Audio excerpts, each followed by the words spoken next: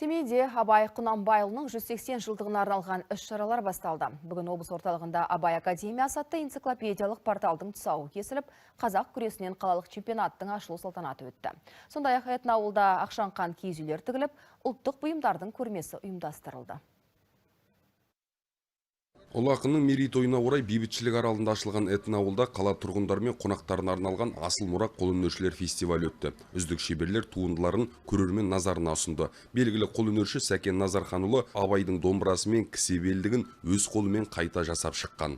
Түпнұсқасының кішкене біраз тозған жерлері бар. Мен мынаны көшірмені болашақта жастарға, халықтар көріп, сол заманды көз алдарына суреттеу үшін көшірмесін жасап, 180 жылдыққа байланысты өзіміздің Абай мұражайына сыйға тартпақшымын. Этноауыл таңғы сағат 10-нан кешке дейін жұмыс істейді. Мұнда театрландырылған қойылымдар көрсетіледі. Сонымен қатар қалалық мәдениет сарайы мен Әміре Қашаубаев атындағы филармония ұжымы қонақтарға концерттік бағдарламасын ұсынады. Қалалықтарды, қала қонақтарын этноауылға шақырамыз. Этноауыл аумағында 10 киіз үй құрылып, осы жерде ұлттық дәм ұсынылып жатыр.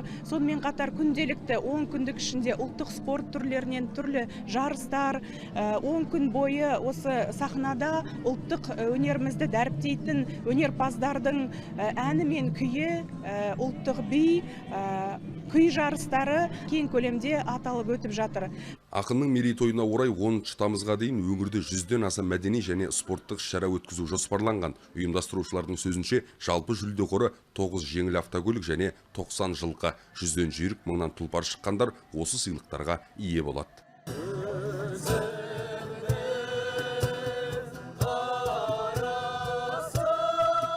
Асланбек Шығыр, Ботагөз Дандыбаева, Медет Өмірханов, Хабар, Семей.